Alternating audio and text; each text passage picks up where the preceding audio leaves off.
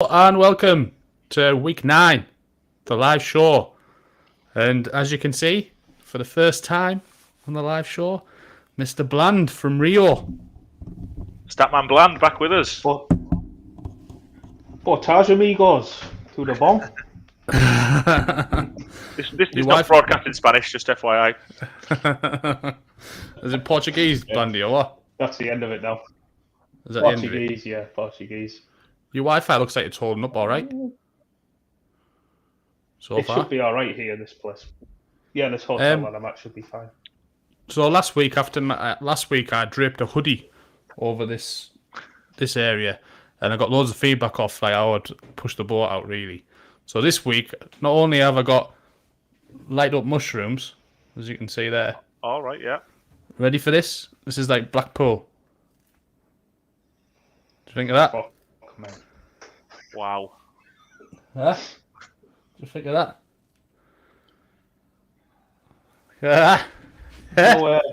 No living crisis in the human house. Look at that! Hey! I can't say I'm overly impressed, Anth, but you know what I mean. It's a neon light, so it attracts something. You want an orange colour? Look for the Broncos. Yeah, well, that's better. It's getting better. It's getting better there, isn't it? Bronco orange. I can make it flash as well, like, but I don't know how to work it out. It'll be no good for the live stream flashing lights. You know what I mean? No. We have to. No, best not go there. No flash photography. No, we don't want that. Oh, the chat's going off it already. Paul Hope's on. Evening, good. Paul Hope. The more chat, the better. We'll keep it coming as we talk through. That'll be great, won't it? Cost of living crisis, not at the fantasy front office. I'll tell you what, they was £6 then. Them like £6. Can't fall off. You might be taking them back on Monday anyway. And I've got me electric blanket. Keep me warm. Anyway, I digress. Onto the important stuff. Onto the serious stuff. The haircuts. No, sorry. So first things first. It's lovely to see you, Blandy. By the way. Well, thank you very much. Obviously, you've been jet setting all over the world, Florida and all whatever else, and now you're in Brazil. You're just international man of mystery, aren't you? Who said stats don't pay? Yeah, I'll be in the middle of the sea tomorrow. So. Fingers crossed, eh?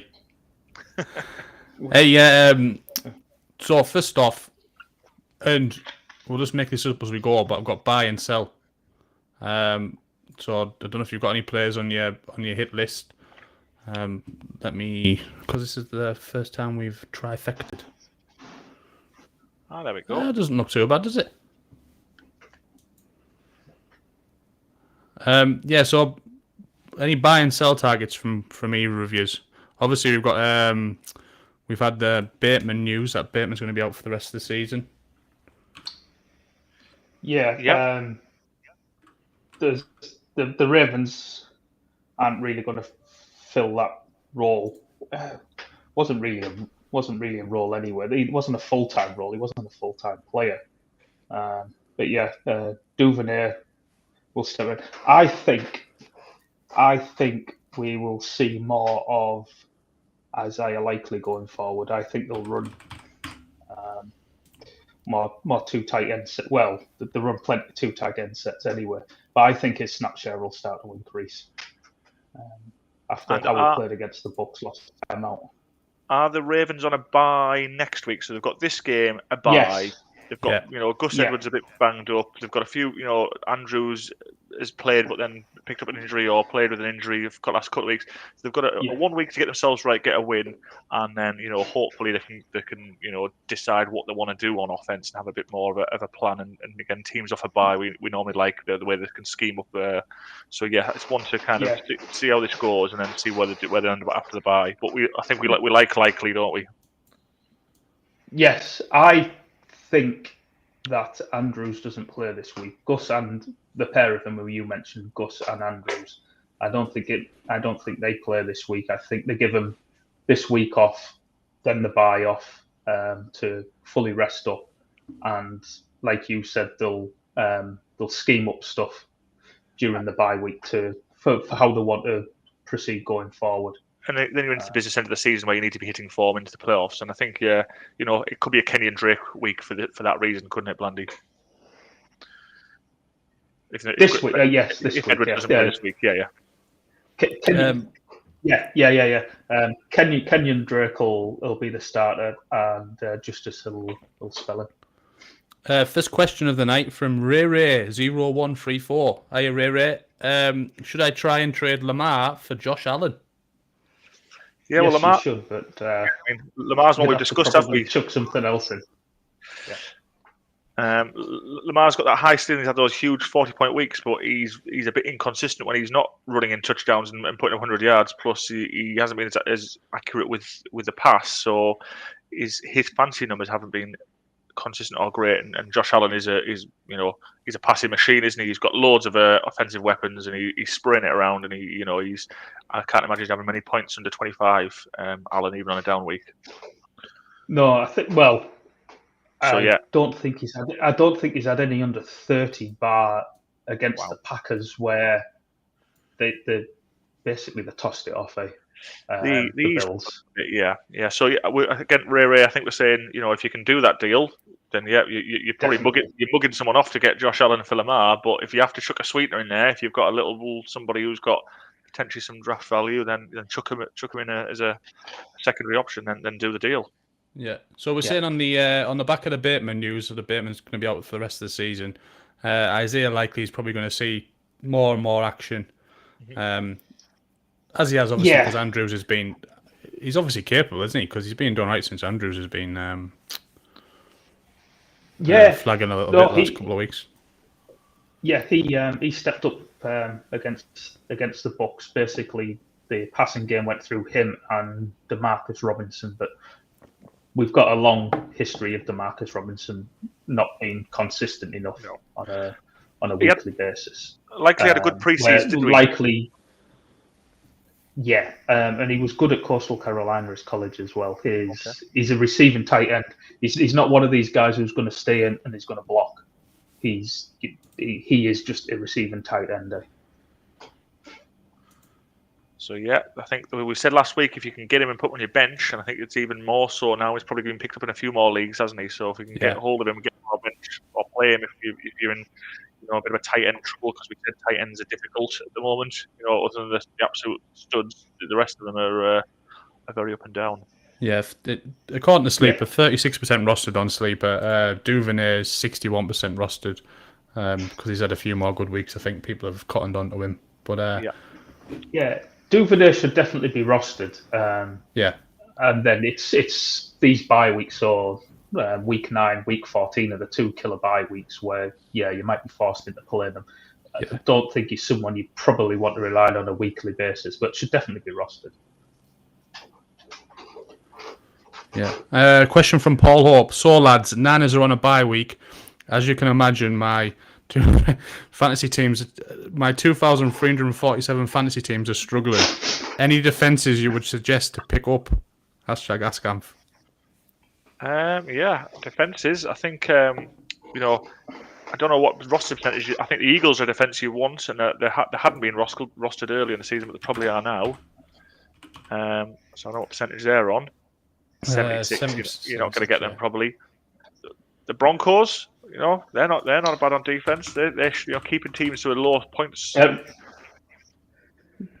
They're on a bye though, aren't they? Oh, they're on a bye this week. Yeah. Just let me have a quick check.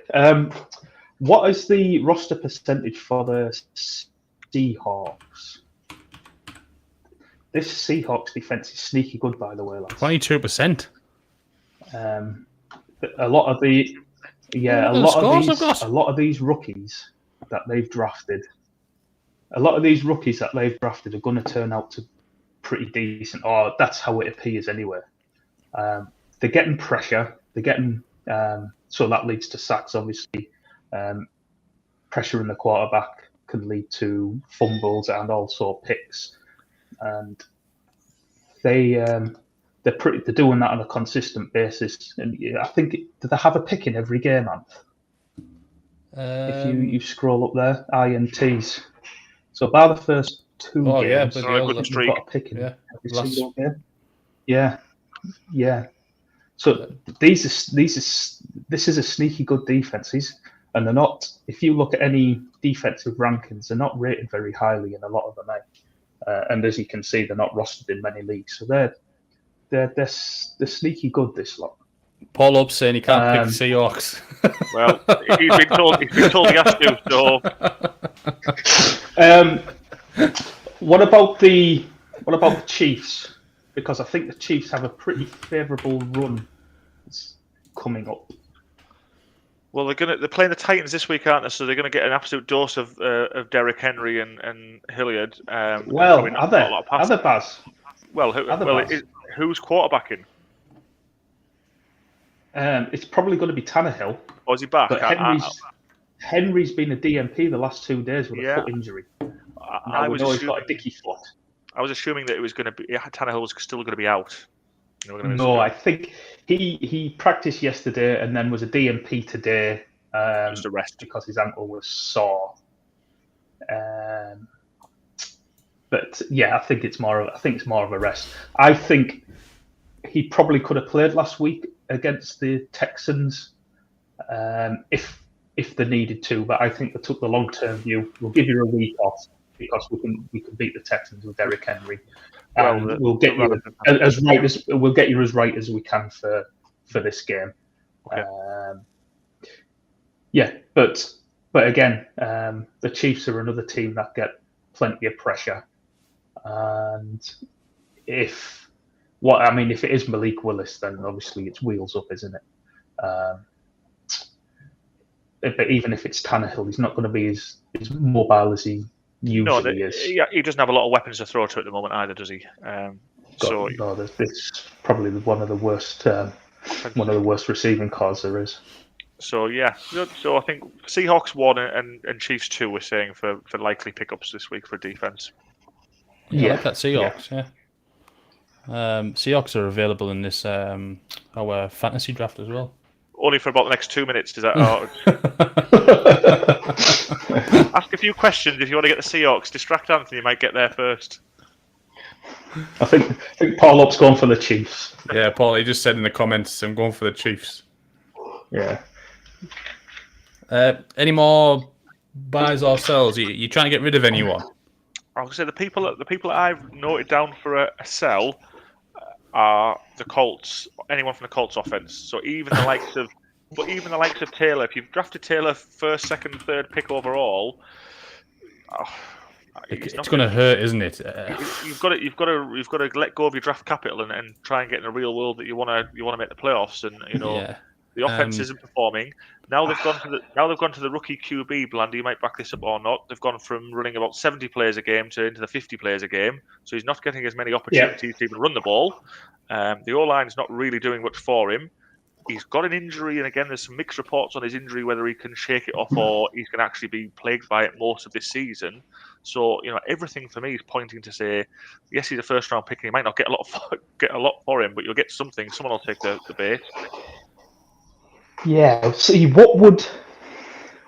how low would you be willing to go? How low will you go? I've heard that one before. Yeah. That's a different pod. So the other pods, check him out on. Yeah. How low? See, how much of a loss? How much of a loss are you willing to take? Well, I say you've got to be realistic now. He's not a 1, 2, 3 overall pick, is he? No, but would you prefer Travis Etienne over Taylor for the rest of the season? Yeah, I would. I'd probably prefer Ramondre Stevenson, and they might be miles apart in draft ADP. But I've got Stevenson in plenty of leagues. I think I took him in about the 8th to the 9th round. I'm not interested in trading for Jonathan Taylor. Yeah, I think how you drafted them was huge, but now that's what they're the sort of deals you've got to be looking at. Somebody who's now in the flow, in the mix, who's getting plenty of touches and points, and take someone like that. Because the other thing you have to factor in if you are selling Taylor is the Colts. He's injured, as we know. He's got this ankle injury. The Colts are the worst team in football, like I keep telling everyone. And they lose another 2 or 3 games. At what point do they just say, right, we're just going to shut you down for the rest of the year, take the rest of the year off, and we'll come get yourself healthy. We'll come back next year. Absolutely. So yeah. Same it's with all Pittman. right saying It's all right. Yeah, but what will he get? But I think with the Taylor thing there is if someone approaches you with Taylor, don't take it. I think that's the moral of the story. It's all right. Well, it's all right saying sell, but you have to find a buyer, don't you? Yeah. I mean, I'm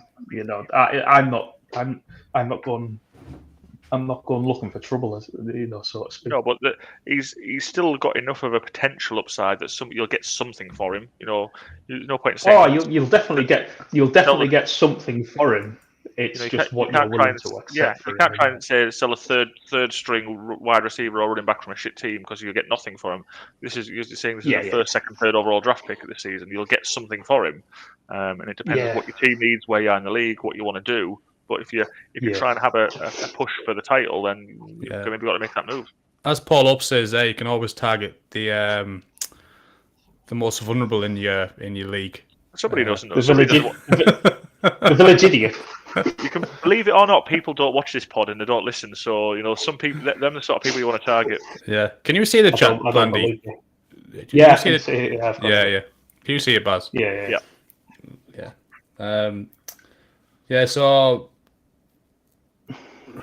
anyone for the Colts was saying we're going to try and sell. Yeah, Pittman's probably a wide receiver 3 at this point. Yeah.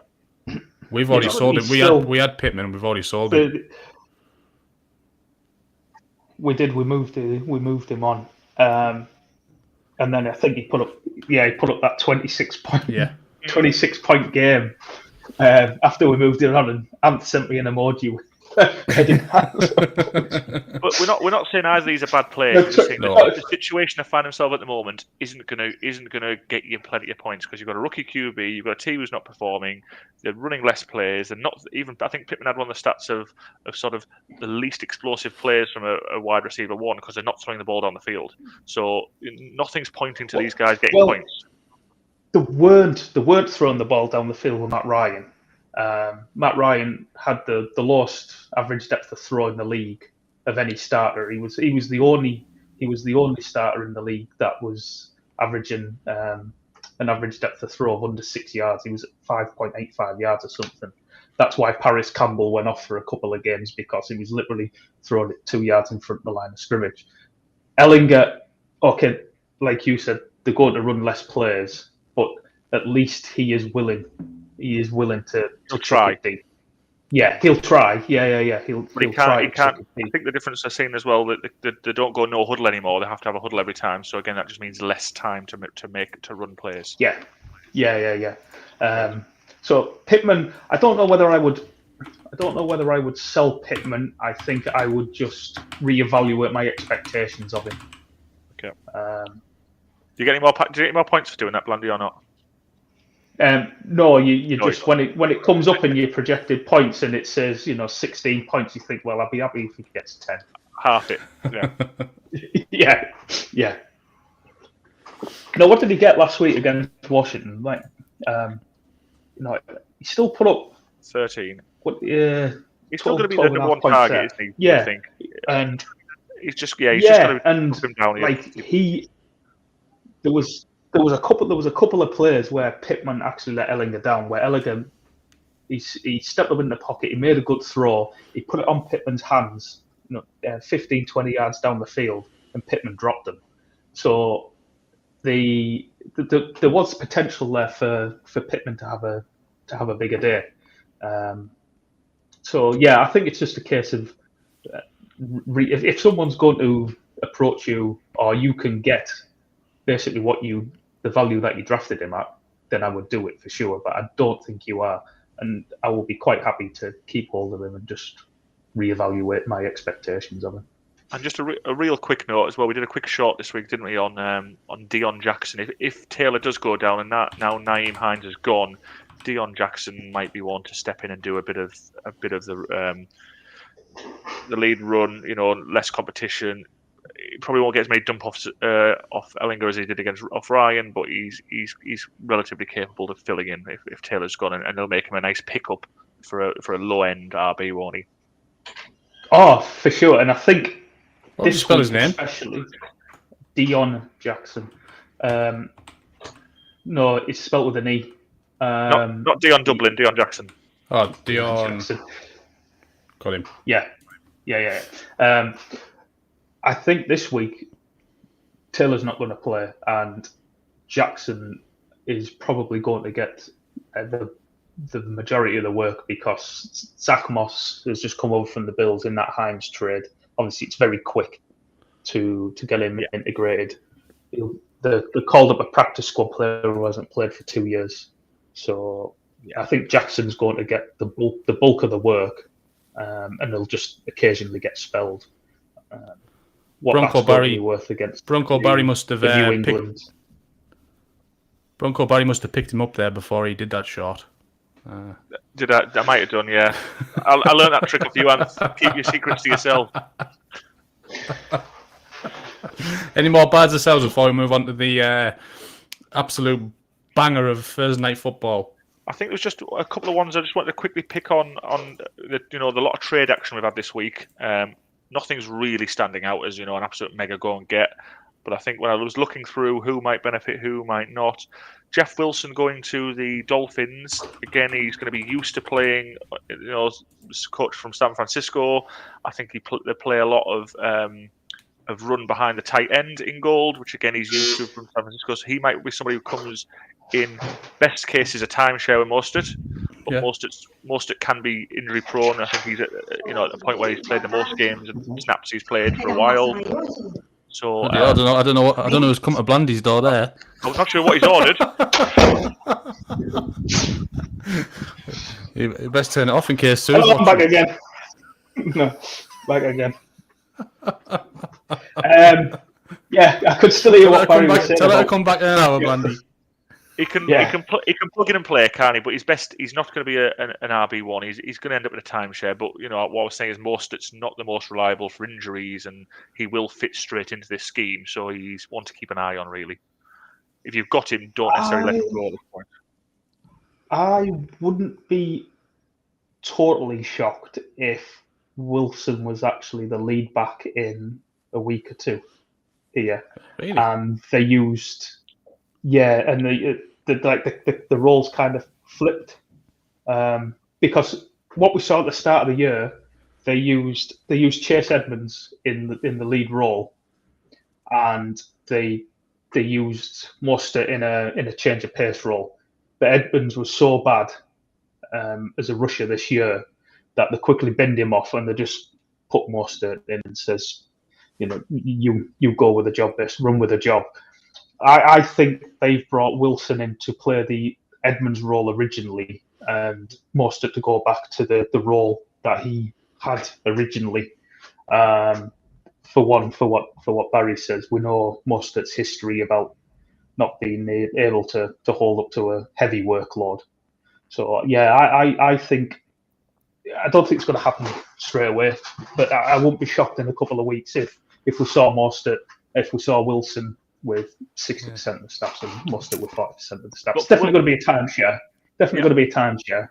Yeah. I think it was just for Wilson owners. You had the situation at the 49ers where they drafted CMC.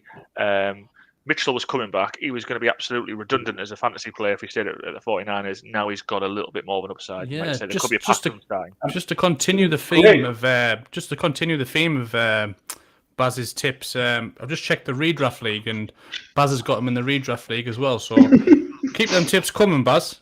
Brilliant. Yeah. From a real life point of view, it's a great deal for the 49ers because Wilson's had an expiring contract. He was a UDFA. They've got a 5th round pick for him. He wasn't going to re-sign with the 49ers. Get a 5th round pick for him. It's a great deal in real life for the 49ers. It's no good giving the 49ers early round picks because they'll just fuck them up, as we well know. But they're actually pretty good with the late round picks. And then Edmonds going to the Broncos. The Broncos backfield is an absolute mess. You don't want anything to do with it. He's not going to. He's not going to force himself to lead back. Is he? He's just muddying the waters. The GM came out and said that he's going to be the passing down back. So, but that is one of Gordon's strengths. Passing down back. It doesn't make a lot of sense to me. But we know that they're not massive Melvin Gordon fans. So really, avoid Broncos. Because all 3 of them are going to play, and as we know, 3-man committees for fantasy are an absolute killer. You don't want anything to do with it. Too many mouths to feed. Leon Foster, Broncos suck, go Cowboys. He's not wrong. Broncos aren't exactly flying. They're not pulling any trees up, so I'm not going to disagree too much. But yeah, we'll see how the Cowboys get on, eh? Yeah. Any more buys and sells before we get onto this absolute dinger of the Thursday night football? I'm itching to get onto it. Come on, then. When you go. Hang on. Let me change my title. Oh, beautiful! It's covered by a logo. Oh, there you go. Okay. Smooth. So I had a good look through before we came online, and for the Texans, and correct me if I'm wrong, Damian Pierce is the only person you could possibly play. Correct. Yeah. And you're probably watching it through your hands as well. Yeah. No. They haven't been particularly good though. The Eagles' defense on stopping the run, have they? The Steelers had some success this week, and the Texans have got nobody to throw it to. They've got no other way of winning the game. So this guy's going to get some. He's going to get some involvement because they've got nothing. So from a fantasy perspective, yes, you can play him. Yeah, I don't know if the Eagles aren't good at stopping the run. I just think their defense is set up to invite you to run on them. Even Najee peeled off a decent run last week, didn't he? Yeah. He might have got over 10 yards. So yeah, it could be a career long for Najee. So Paul Hope saying in the chat that he's not going to stay up for it. Are you still going to stay up for it? Absolutely no chance. If it was in my back garden, I'd probably shut the curtains. I'm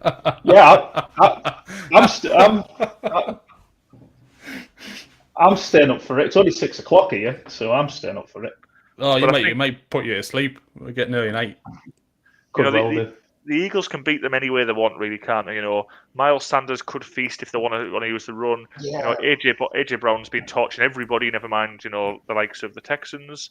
Although, is he going to be up against Stingley this week, Blandy? He could well be. It doesn't really matter. It's AJ Brown. It won't stop him, but it's still a little bit of a battle and something worth watching within the game. But I think the Eagles are going to run all over him, and the only problem is how easily going to beat them, and are they going to pull the starters in the 3rd or 4th quarter and totally easy off because they're 4 scores ahead. That's the only concern you've got. That's my concern as well. Is that it's going to be so uncompetitive, the game, that there's definitely going to be some players that let fantasy owners down. But you need to be if you've got Eagles players. Yeah, you need to be lucky, don't you? If you've got Eagles players, you need to be the lucky one who gets the points basically before they blow them out the water. Yeah. It's just going to go down to luck. Yeah, because you have to play. They're playing the Texans, so you've got to play. You've got to play your Eagles players that you've got. But if you wake up in the morning and you've got 5 points for AJ Brown or Goddard and Smith again, I say Goddard's an interesting one. You're just unfortunate. Yeah, but the thing is, tight end's so thin, and there's 6 teams on bye this week. You're playing in regard. You're playing in regard. No, it's interesting in terms of what his fantasy production has been so far this season, because he's had solid numbers, but I don't think he's hit the heights that we thought, and necessarily the heights that if you've got an Eagles team who's 7-0 or 8-0, whatever they are, 7-0, I don't know whether by, you would think he might have been absolutely pulling up trees, but he's been getting targets, plenty of yards out of the catch, but nothing really in the red zone. Yeah. They haven't actually thrown a great deal in the red zone because a lot of the touchdowns have come from a lot further out. 30 yards back. Yeah. I don't think they attempted a red zone pass on Sunday, and they put 40 odd points. Wow. I mean, the handicap's 14 for this game. I'm not sure that's enough, even though it's a big handicap. Yeah, I'm just wary of betting it because of halfway through the third quarter, all these starts could be out of the game, mate. And getting backdoored, and they might only win by 10. Yeah. That's what's put me off. So we're saying we're back on the Texans on the spread. No. Right, what's next, Anth? Next is the Bills versus Jets. Let me take another one. This is another one, isn't it? Yeah, another. But is it, that could quickly be uncompetitive. Yeah, but the thing is, there's a couple of Bills players that might still be worth talking about. I think. Certainly ones I've got. I think this is a relatively good game. The Bills are far superior to the Jets, but the Jets they're feisty on defense, aren't they? And they've got they'll put up a bit of a fight. Yeah, ultimately, the Jets won't score enough points to win the game. No one wants to back the Jets, but I think they'll make it tough for the Bills for a period. Possibly. It's just now they've got no Breece Hall. They can't run the ball. No, we don't. Again, I don't rate Zach Wilson. I don't think anyone really thinks he's flying yet. No. But he's not.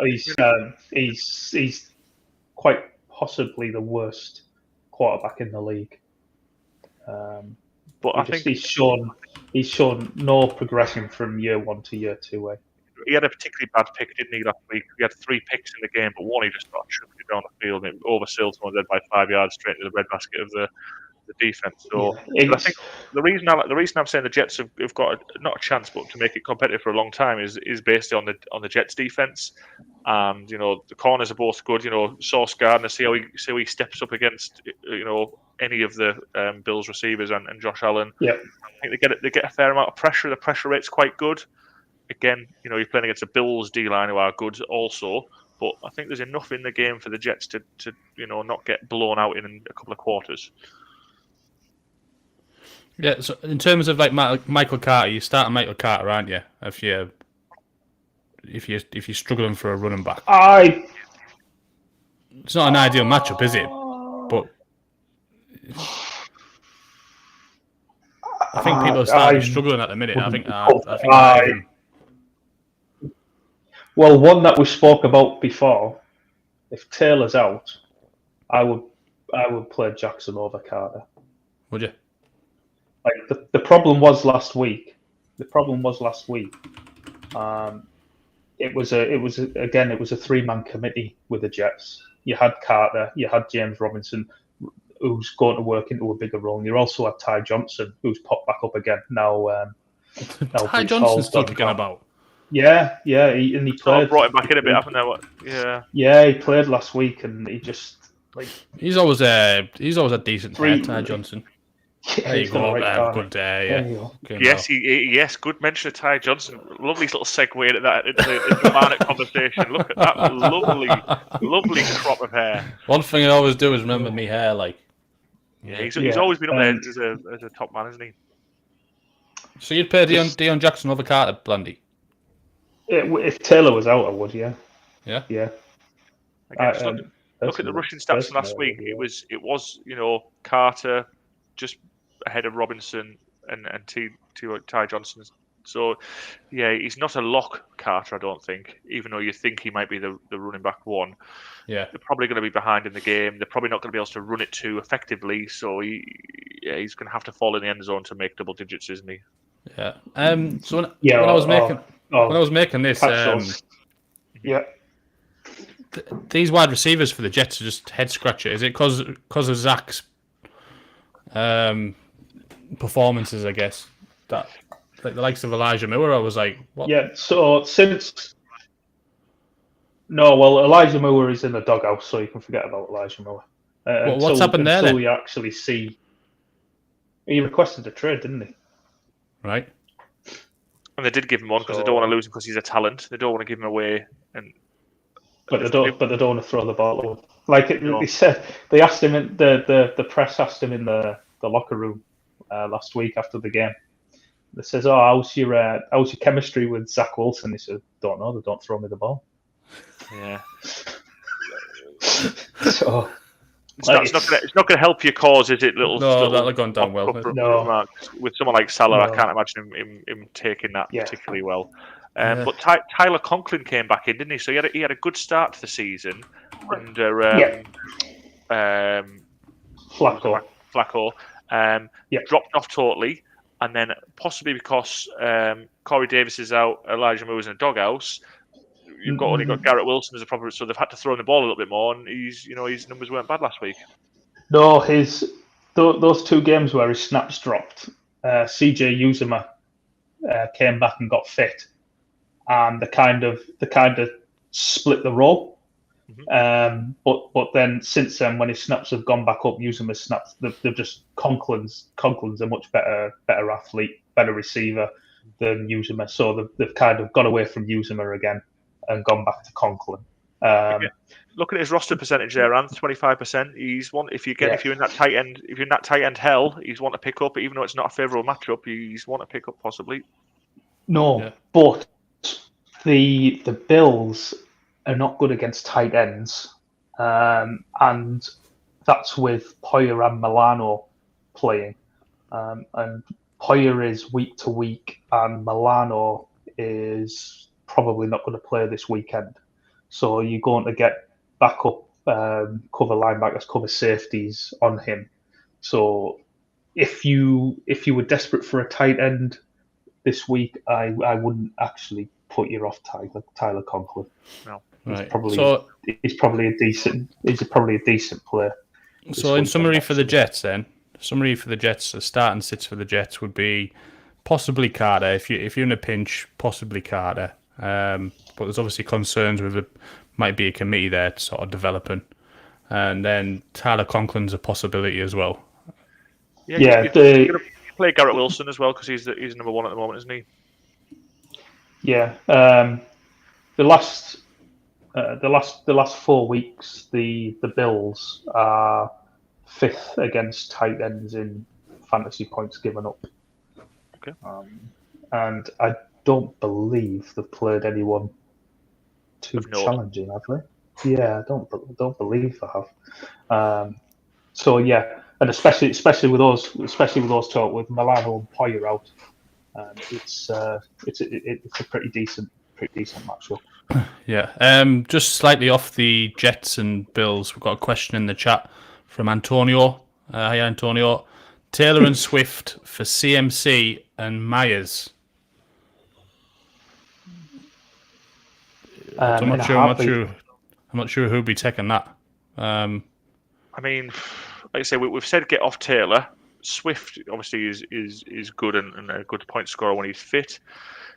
Myers his points have been good, but I don't think we necessarily rate him. But you want CMC, don't you? Yeah, you want CMC all. Once you see what his capabilities are in that 49ers offense from last week, and you'd expect them to think of more plays and ways to get him involved, you think he's going to get better. Yeah, so Antonio, if you've got CMC, keep him. If you can get CMC for Taylor and Swift, get him, basically. So the story for Garrett Wilson I wanted to touch on. So if the game starts getting away from the Jets, which we think it might do anyway, are we expecting to see Garrett Wilson get get a few more targets, a few more receptions. Then is that what we're thinking? Could definitely get garbage timed. Yeah. Like just going back to that that last trade there, and Barry said, not sure if we really rate Jacoby Myers. Like since week four, Jacoby Myers is 11th in PPR points per game. Okay. He's a wide receiver. He's averaging 16.6 fantasy points a game since week 4. Even with Bailey Zappi throwing the ball. Yeah. I mean that's what he's been putting up, and so that's definitely the stronger end of the deal. That's basically half the season so far. He's wide receiver 11 in fantasy points per game, 16.6. What he's done this year, what he hasn't done in previous years, is score touchdowns. Yeah, so if you get CMC and Myers, go. But if you've got them, keep them at all costs. Let us know how you get on, Antonio. Come back and tell us if you can negotiate the trade and how it works out for you. We'd love to hear about that. Yeah. So we covered the Jets. Onto the Bills, and obviously Mr. Nyheim Hines has gone to the Bills. Now, I was watching. I don't know if you watched Pat Shaw. You know, he always wears the vests. McAfee. No, I don't, but I know he is. Yeah, so he's a Colts fan, and they love him, apparently. Hines. He's a Colts player. Yeah, he's a fan as well. Yeah. And they absolutely love him, Hines. And they said that they were tipping him on the show, saying they reckon Hines might be big at the Bills. I think and he's a player. I've got him in redraft, so I'm hoping he's right. Right, I think from a real life football point of view, yes. From a fantasy point of view, don't know. Excuse me. So we've seen since the off season that the Bills have had a type that they've been after. They've tried to add in the off season. They tried to add CMC. Try to do a deal for him, and obviously very good pass catching back. They had a deal for JD McKissick, very good pass catching back, but he backed out of the deal, staying in Washington. Then they drafted James Cook, who was perceived to be the best pass catching back in the draft. For whatever reason, it hasn't worked out. It hasn't worked out with Cook so far, and now they've traded for Nyheim Hines, who is one of the best pass catching backs. So we know they don't like Singletary in that pass catching role. Yeah. But because they've been so aggressive, if the Bills' offense just stayed as it is, and as it has been so far, then Hines is probably not going to do a great deal from a fantasy perspective. But I'm wondering, I was thinking about this today, I'm wondering if they have a whole section of their playbook that they haven't yet opened up because they haven't had anybody to. So you said they've been prepping for it longer than it seems, kind of thing. That's what you're saying. So they almost might have they've got this whole section of they've got the whole section of this playbook that they want to run, but they don't have anybody to execute it. So with far. Yeah. And so was James Cook possibly the answer to that or not? And then maybe I think that's what they hoped he would be, but for whatever reason, so far it hasn't worked out. Is it going to work out in future? Don't know. I think I agree with what Blandy is saying there. And I think the good teams they don't want to show all a hand this early in the season anyway, so they will have some players back. They want this pass catching back. The problem you've got from a fantasy perspective is the volume going to be there? It's not going to be there straight away. Yeah. Even if they're a pass heavy team, and when they run, sometimes Josh Allen doesn't like to dump the ball off. He'd rather put his shoulders and knock someone over than dump the ball off sometimes. So yeah. And that's a little bit what I'm thinking. And we spoke about this in the off season when it was rumored with CMC and McKinnon, me, you, and me, Anth, on a thing where rather than Alan putting his shoulder down and putting himself at risk of injury doing that. Yeah.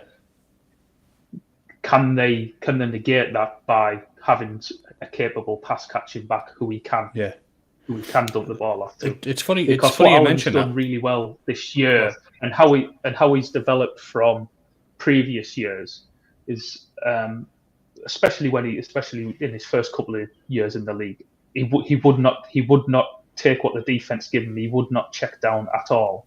Where in the last couple of years, we've seen how valuable the Bills' slot receiving role can be, and how he's learned to check it down, to take what the defense has given him. And I just wonder if that and this section of the playbook that they haven't yet revealed, because I haven't had this pass catching back to execute it. So, if you, like you, Anth, you've got Hines. I don't know whether I play him straight away, but I definitely want to stash him. I think on waivers to pick him up and just see the first couple of games, see how it's going to play out, see if they start development, see if you see Alan, checking it down more often than he has done previously, rather than him putting his shoulder down, rushing. Yeah, I watched himself at risk that way.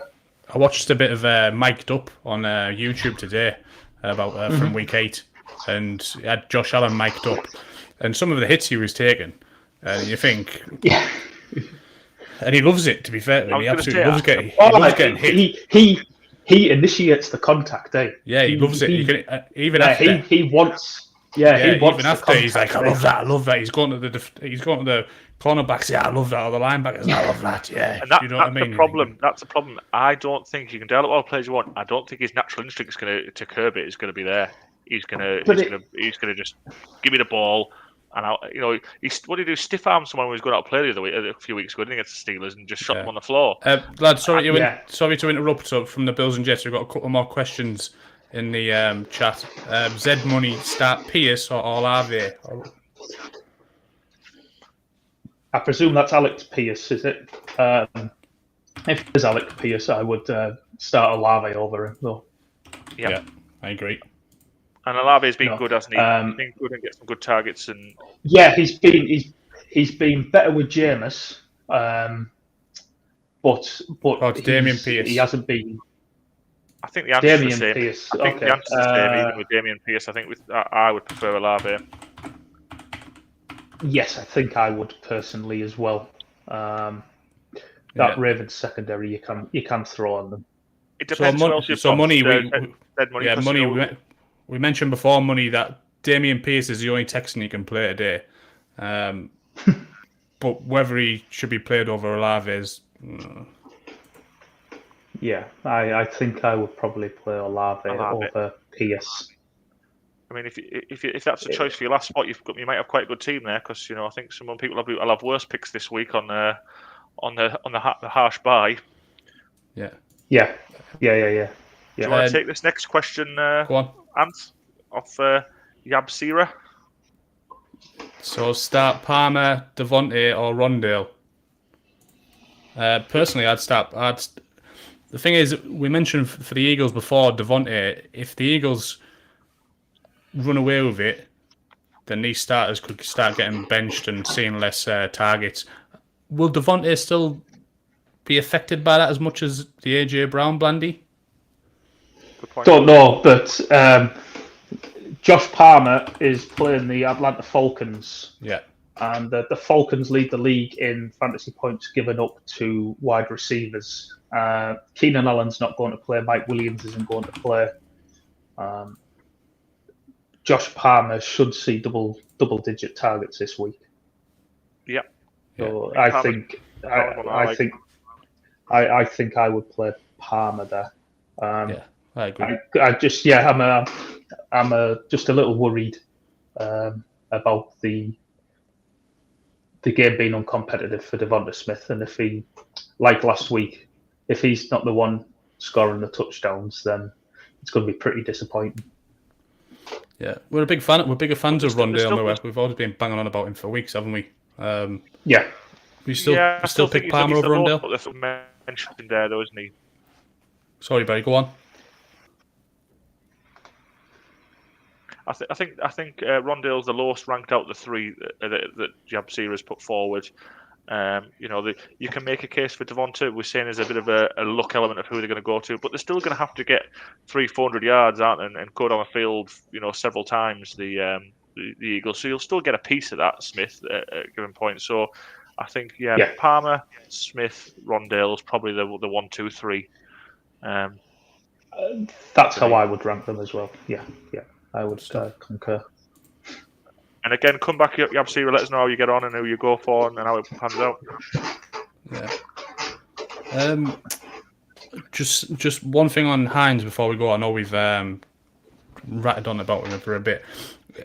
Certainly in Dynasty, I've been trying to target Hines in Dynasty.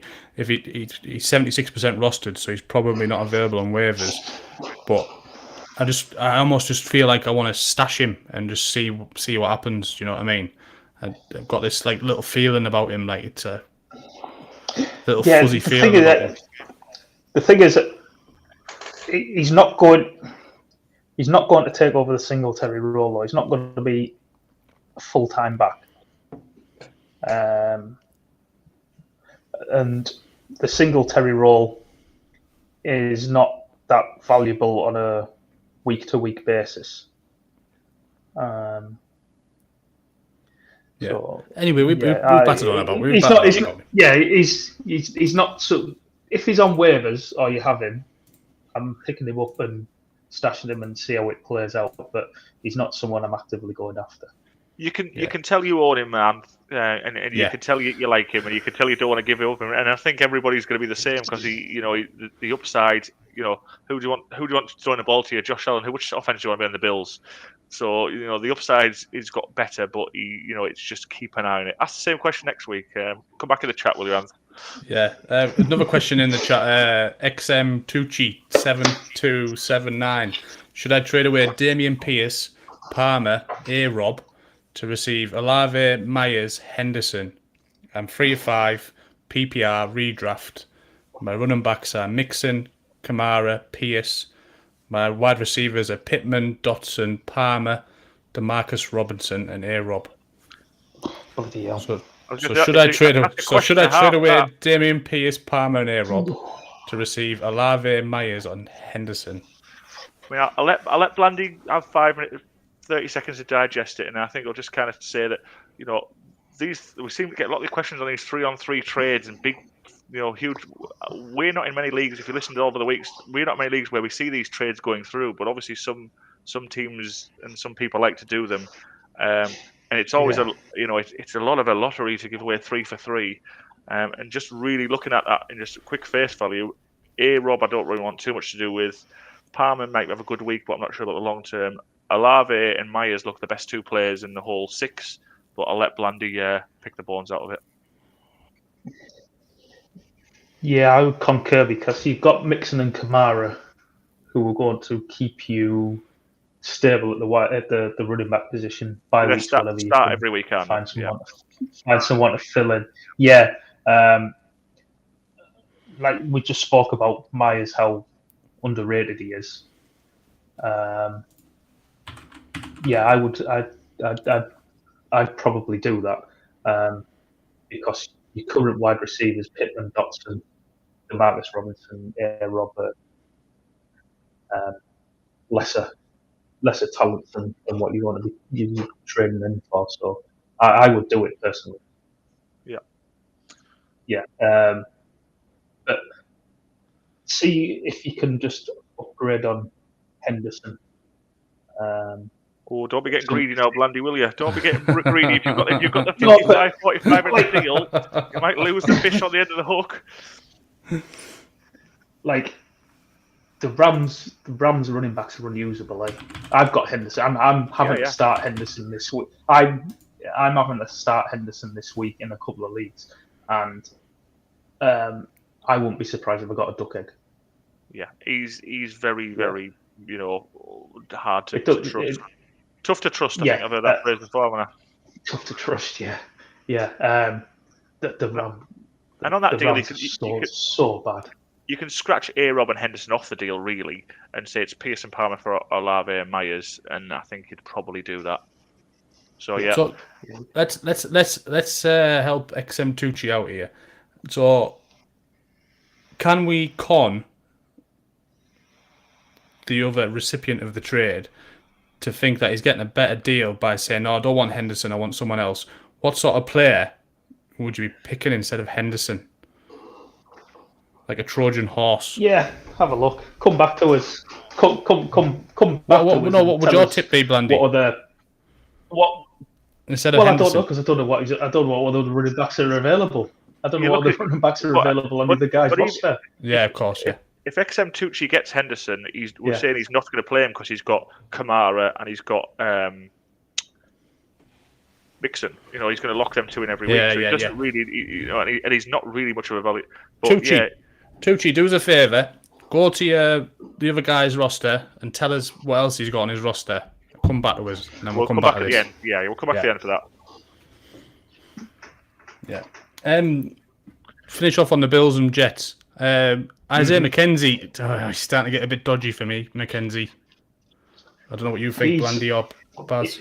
He's splitting that role with Shakir, isn't he? Shakir, yeah. So still, he'll have a blow up game every now and again, but he's going to be. He's a good player. He's a good player. He's not fantasy reliable, is he? No. Not on a weekly basis. No. Any other players you want to touch on for the Bills and Jets? No, I think just Corey Davis is out again, isn't he? So if you've got him, you're benching him. It's looking that way, yeah.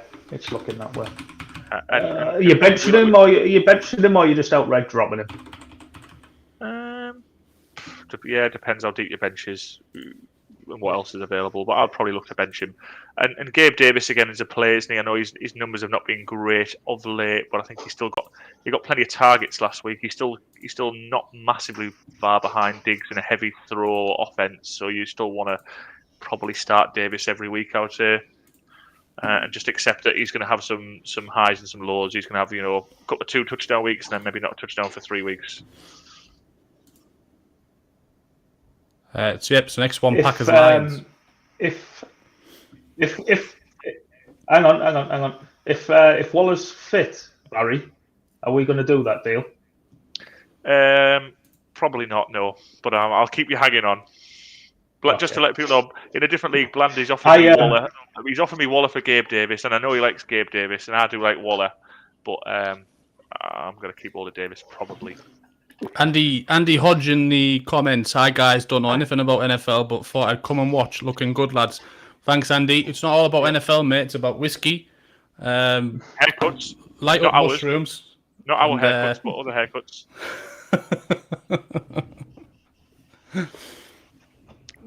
I feel chuck any banter our way as well that's non-NFL related. Tucci's come back. My options are slim. The only other guys besides Henderson available would be Taysom Hill, Gerald Everett, and my tight ends are Dawson Knox and Tyler Conklin. So tight ends he's covered, isn't he, Tucci? So Taysom Hill, I'd just do the deal. Just do the deal. Get it signed, Tucci. Come on. Yeah, just do the deal with. Take Henderson, get him. Yeah. We only take a 10% cut of your winnings, so that's a good deal for everybody. Paul Ope saying Packers and Lions. Some people are unhappy this isn't the Sky game. Well, to be honest, it could be because it's probably going to be high scoring, isn't it? Because the three of us are going to get for the Lions in defense. So what a team the Lions are! They're just, I don't know. What did they go for the highest score offense for 4 weeks? As a neutral. To a duck eggy. As a neutral, their games are brilliant to watch. Yeah, as a neutral.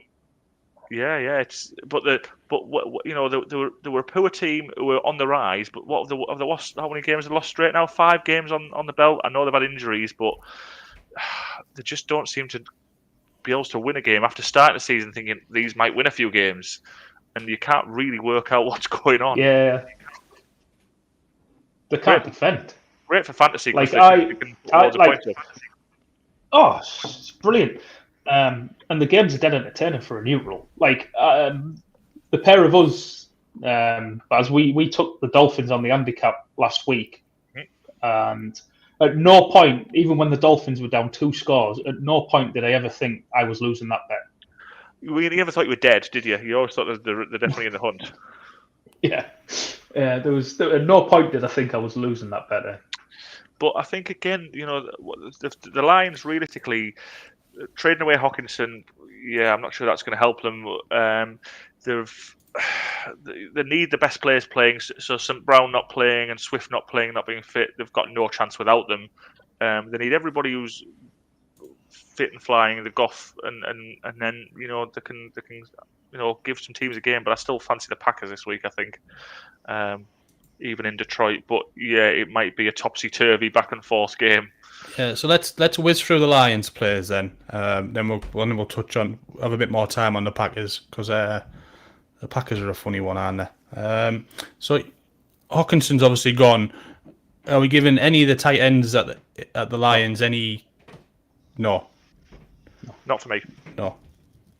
So you'd want James Mitchell. You'd want to see him or Brock Wright. You'd want to see it first. Want to see it first. Okay. I just thought I'd ask. If a tight end leaves somewhere, do you think, well, what tight end have they got? Yeah. It seems that they haven't. Yeah. Oh, yeah. No, they seem to quite like this Mitchell lad. But I want to see it first. Yeah, he's coming off an ACL, so, Yeah. Amon-Ra said, Brownie, if you've got him, you're going to be playing him, I guess. Yeah. Outstanding player when he's fit. So let's cross him off.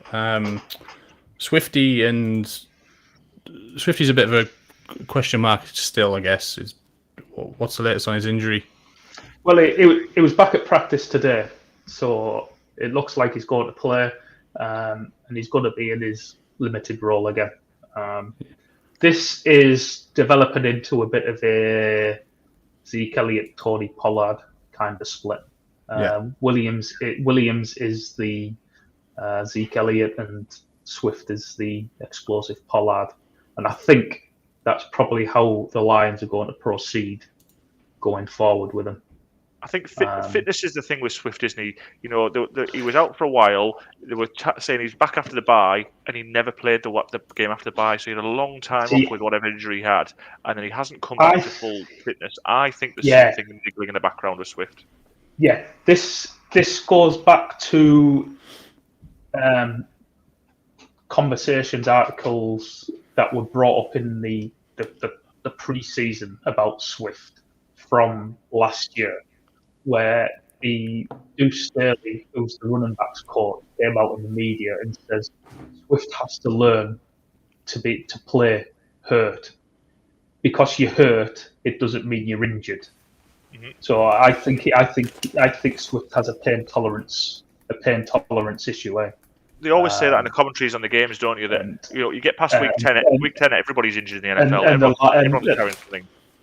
Everyone's injured, yeah. Everyone's injured, yeah.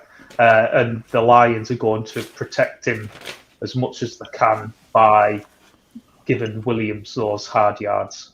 But what they're protecting him for? And probably the short yardage. 5 games on the belt. No, they're protecting him so they're a better team when Swift is playing, even in a limit. What they are when Swift's not playing at all. But you can like I said, they're going to use him as the Cowboys use Zeke and Pollard, and those two can coexist. 1 touchdown, Swifty. So, Williams has got 8. Yeah, he's getting all the short yardage stuff, isn't he? He's getting, and that's going to continue. You have Jamal Williams. You can play him, no bother at all. Even when Swift was out, we were all kind of expecting, Williams is going to, take this whole role, but he never. His role stayed exactly the same from when Swift was playing. It was other running backs, Craig Reynolds and Justin Jackson. Yeah, the two of them, they came in and played the Swift role, where Jamal Williams' role just stayed the same. What did drop off for Williams was, I think, his touchdowns dropped off a bit when Swift was out because they were a lesser team. Amon-Ra wasn't playing, Swift wasn't playing. They were a lesser team. He wasn't getting those goal line opportunities. His yardage kind of stayed generally the same. So Williams' role doesn't change whether Swift is fit or whether Swift is unfit. Yeah. It's other people that fill in for Swift. So you can play Jamal Williams pretty confidently if you've got him as a low end RB2, and if he pops up with a touchdown or two, then wheels up. Yeah. Where do you sorry, go to on, Baz. jump on you, Anth. Where do you stand on Goff, Blandy? I know you're a Rams fan who's watched him for a while. He's a quarterback who people could be streaming, couldn't they? In that sort of, I need to pick up quarterback up because I'm on bye week. Where do you stand on Goff? Because he can throw the ball and he's hit some good numbers this year, but very inconsistent. If so long as he's got his weapons, so long as he's got Amon-Ra and he's got Swift, then you can plug him in as a bye week filler. When he doesn't have his weapons, he's not good enough to elevate other people around him. So he's relying on better players to make him look good, as opposed to the other way around. So look at the numbers. He's a QB 15. Would you be tempted to play him this week against the Packers if you were short a QB? No, because I think the Lions' game plan should be to run on the Packers. We know the Lions have got a good run game. Yeah. Obviously, he's lost Hawkinson. He's lost, I wouldn't say one of his main weapons, but he's certainly a good third receiver. Yeah. There. So I generally never feel comfortable about starting Jared Goff at any time. So. Yeah. Any more on the Lions? I think there's probably better options out there. Fair. No, I think we've covered the relevant players. All right. I'd like to start on the running backs for the Green Bay Packers. AJ Dillon. Yeah. Fuck me. What a disappointment he's been this season for me personally. Not just for you, I think he's been a big disappointment for the Packers, to be honest with you. Yeah. I mean, against the Bills, right, he just looked fat. He just looked fat and slow. I don't know what was going on. He just so much to miss. Yeah. Can't blame. The Packers have kind of called him out on that as well. Have they? Yeah. Too heavy. Indirect. No. His tackle breaking ability. They said he's been too weak in the running game, basically. Okay. It wasn't directed at him. It was directing at the running game, and we know it's not Aaron Jones. There's only the one running back. Yeah. No, I think again on last week's show we were saying that Packers are struggling a little bit on offense in general, struggling as a team. Again, you could be looking to offload Jones and Dillon. Jones is still a very good back, isn't he? I'm just looking at his numbers from last week: 20 carries, 143 yards. He's very, very good. We thought it was going to be a 1-2 punch at the start of the season with Jones and Dillon getting plenty of options, plenty of gate touches, because the receiving core is not great, and it seems to be getting worse, if that was possible. But yeah, he hasn't lived up to what people thought the second running back could be in a team like Green Bay. No. He's pretty much just a bench stash at this point, in case Jones gets injured. And especially when he came into this season, you thought the running backs for Green Bay were going to have a good season because they didn't have no wide receivers, and he's just been a disaster. AJ Dillon, like you say, Aaron Jones is just a total different kettle of fish. He's obviously a quality player, isn't he? Who starts every week. Yeah, catch it, he can break tackles, he can do everything, can he? Yeah, Jones is still getting all the passing work, which is so valuable when you're not scoring. Have they scored a touchdown between them? Rushing touchdown. AJ Dillon week 1.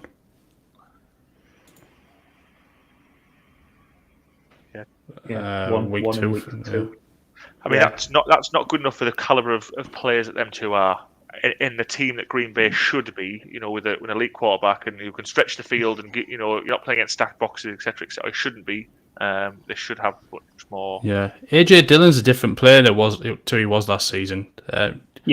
Dillon was popping up all the time, and he was solid. He was a solid player, and you could be confident of playing him sometimes, especially when Jones was out. He was a no-brainer.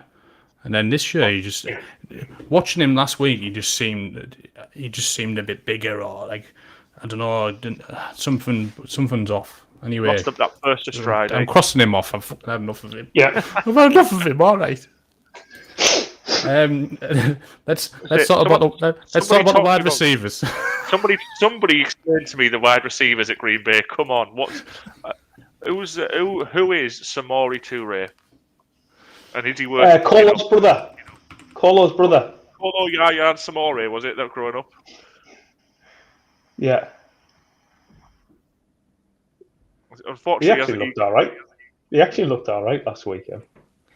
Like when you compare him to Sammy Watkins, like you talk about people that look fat. Fuck me, Sammy Watkins looks fat. Even the players who we think are quite good players. But every route, every snap that they're giving Sammy Watkins, they're taking the Cobb's on IR. So I know, but I only brought Cobb Bear Blandy because of his age. Yeah, they're taking experience away from these younger guys that they need to develop. Yeah, that's what I'm saying. Even the likes of Romeo Dubs and Christian Watson, who've obviously got talent, we're just not seeing enough of them. And we're seeing a bit of Dubs, and he seems to be sprinkled in, but then sprinkled out again. I mean, his touchdown was very, very good last week, wasn't it? It wasn't the best thrown pass. He'd hit the corner, he'd reached over, and he'd snaffled it, and that's as good as you can hope for from a premier wide receiver. Never mind a rookie. But then you're not seeing it. You're not seeing it week in, week out. You're not seeing him getting the targets week in, week out. It just doesn't make a lot of sense. Rodgers, see, they didn't plan on playing Dubs as much as they did last week against the Bills. When they started the game, it was Watkins and Watson in the two wide receiver sets, and then even this fella, he popped up, Amari Rodgers. He played before Dubs. Because Rodgers has called Dubs out previously because he's a rookie, so he's made mistakes. Yeah. Which you have to make mistakes to learn, eh? And maybe Rodgers has called him out to try and get improvement out of him as a bit of a kick up, a motivational call out rather than I want to criticise you because of poor call out, trying to elevate him. But it's more the play calling. Why doesn't he get consistent? What was he? 7 targets and a great touchdown last week. He can go to 0-1 targets in the next week or two, and there's no rhyme or reason for it because they haven't got anyone better. Yeah, bearing in mind that it was Watson who was going to be the saviour at running back, at wide receiver, wasn't it? Before the season started. Yeah, he's looking like a dud, isn't he, Watson? Well, I don't know if the kind of like being very patient with him, and last week it was an awful. You see his neck kind of like crumpled up underneath him when he caught. It wasn't nice, but they seem to be a bit more patient with him. They're trying to ease him in, whereas Dubes obviously had flashing in pre-season, and then it just seems to steady away, isn't he? At the minute, I think he's. The problem with Watson, the problem with Watson, and the problem with a lot of rookie wide receivers, if they get injured pre-season, then they're always behind their 8 ball trying to catch up. It's too big a jump, and especially for someone like Watson, who's from a small school. He's not a proper wide receiver. He's just a big athlete who's trying to learn the position still. Yeah. And then to lose all those valuable reps in pre-season, in training camp, it's a massive learning curve that he's got to go through. What round did they draft him in? Second. They traded up in the second round for him, didn't they? He looks like a bust to me. Well, he had that. The first game of the season, he had that touchdown, didn't he? The drop straight away. Like, it's a bit hard. I realise I'm being harsh, but for me, the writing on the wall looks like bust to me. Yeah, it's just hard with it because we've seen it before with Packers wide receivers that have been highly drafted. Like Jordy Nelson did naff all for 2 or 3 years when he came in the league. Devontae Adams did naff all for 2 or 3 years when he first came into the league. And again, they were, good athletes, but from small schools. So yeah. So Paul Ops on Paul Ops mentioned in the comments there, watch the stock rose after a good performance at Mobile. Is that like the combine then? No, that's the Senior Bowl. The Senior Bowl in Mobile. Right. and he did there. He kind of just he's a big fella, and he kind of just bullied a few people. So talk us the Senior Bowl is new to me. Let's what's so up with that? Just out of interest. I think it might be the week of the Super Bowl or just before the Super Bowl, where basically all the seniors from colleges, there's so many of them are invited to take part in the Senior Bowl, and it's a few days. Almost like a Pro Bowl for college. No. It's like on-field drills where they go through and they do all different sets of drills, positional drills and stuff like that, and then at the end of the week, they have a game against each other basically, and you'll get 2 coaching staffs of teams that are not in the playoffs that will coach the players for the few days that are there. So it's quite good, but it's only build a rapport up and spot something. Exactly. And it's quite good for seniors, especially from smaller schools, to start getting recognised. Like Terry McLaurin,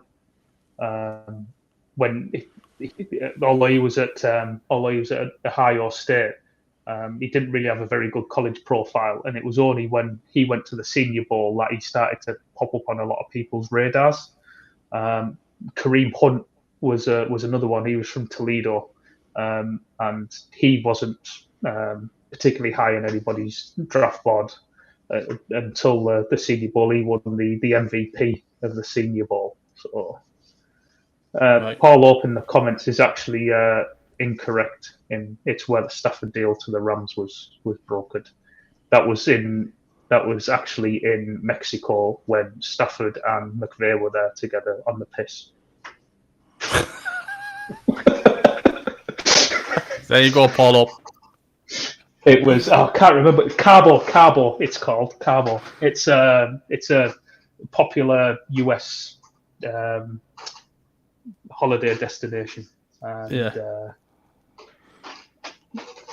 No, it was in Cabo. It might have been where the story was broke, but where the deal was actually broken. They were on the piss in Cabo. Andy's saying body shaming is not cool, lads. Who gets body shamed? AJ Dillon and Sammy Watkins. Well, we know takes a fat man to know a fat man, doesn't it? It does, yeah. Takes a fat man to know a fat man. So these guys are getting paid millions to be fat. We're not getting paid now. What? Yeah. I wait for my check. I've spent it all on lighting. And whiskey. What have been popping there? You keep me a little. It's Ardbeg 10. What's the rating out of 10 on this one? Oh, Ardbeg 10 or like 9. It's like it depends if you like a peat whiskey, so it's like a smoky. Do you remember Dettol back in the day? Never drank that, mate. No. No, but that's what it's like. It smells like a Dettol. Not everyone likes it. Have you seen the size of his ass? Yeah. Yeah. So on the Packers, who are we playing out of all this? Just stay on. You can probably play Lazard.